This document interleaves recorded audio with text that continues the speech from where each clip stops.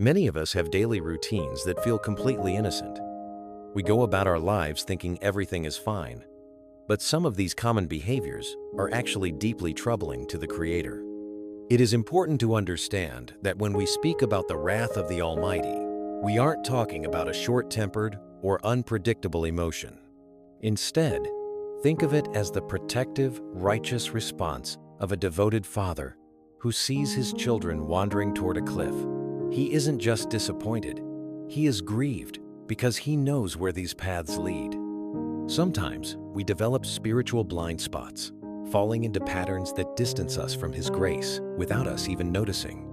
Today, we are going to look closely at 4 specific behaviors that can invite divine judgment, and more importantly, how you can turn things around before the damage becomes permanent.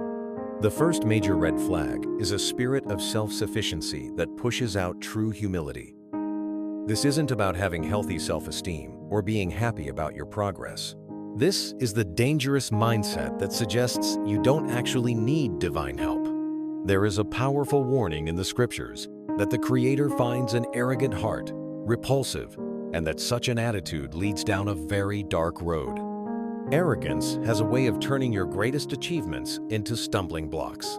It tricks you into believing that your success, your health, or your talent is something you earned entirely on your own. It replaces a heart of thanksgiving with a spirit of self-congratulation. Take a look at the life of Saul.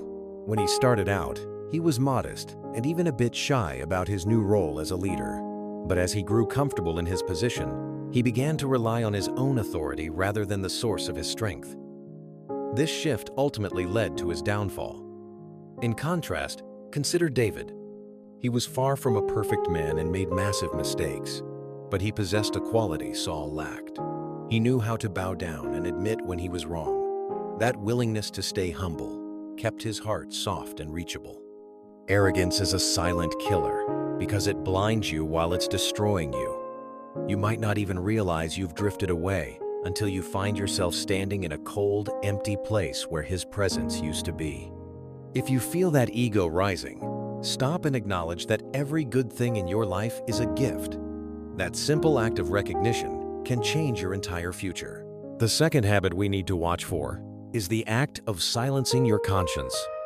We have all felt that internal tug, that quiet, nagging feeling that a certain choice is a mistake or that a specific conversation is going in the wrong direction.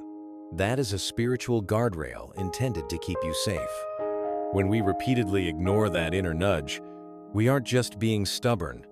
We are actually causing deep sorrow to the Spirit of God. Think of your conscience as an early warning system. It isn't there to make you feel guilty. It's there to keep your life from falling apart. Every time you push that feeling aside or tell yourself it's just overthinking, you are building a brick wall between yourself and the divine. History gives us the example of Cain. Before he committed a terrible act, he was given a direct warning that trouble was nearby and that he needed to master his impulses. He chose to ignore that warning, and it cost him everything. Today, those warnings might come through a sermon, a wise friend, or just an uneasy feeling in your gut. Don't run away from that discomfort. Lean into it. Respecting that internal warning today is often the only thing that prevents a total disaster tomorrow. The third dangerous habit is becoming comfortable with things that should bother you. This is the slow process of spiritual numbing. It usually doesn't happen all at once. It starts with small compromises, little things you tell yourself don't really matter. But eventually, your heart grows calloused. You begin to laugh at things that used to grieve you. We live in a society that celebrates total license and calls it living your truth. But we cannot mock the standards of a holy God without facing the consequences. Consider the story of Samson. He was born with an incredible purpose and a unique gift of strength. However, he started treating his calling like a game. He flirted with danger and played around with his commitments as if they had no weight. He didn't lose his strength overnight, but he drained it bit by bit through his casual attitude toward his spiritual life. By the time he realized he was in trouble, it was too late.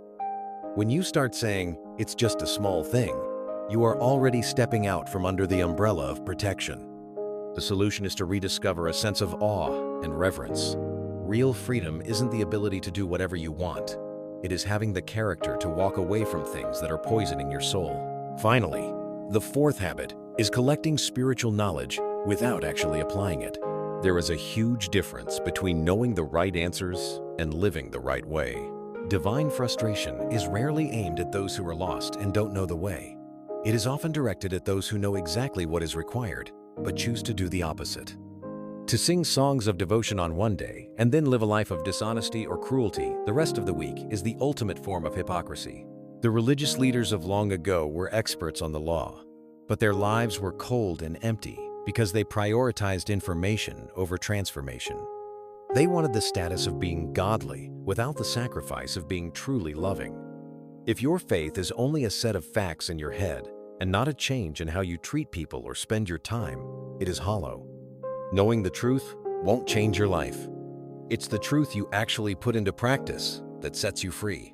These four patterns might seem minor at first, but they have the power to harden your heart and push you into a spiritual desert.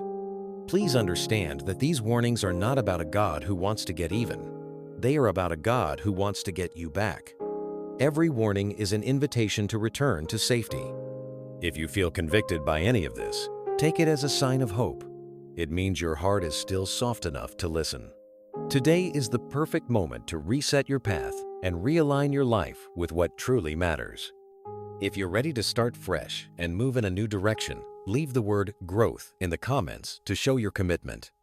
Share this with someone who might be drifting and needs a gentle reminder to come back home. Remember, the warnings we receive are always meant to shield us, not to shame us.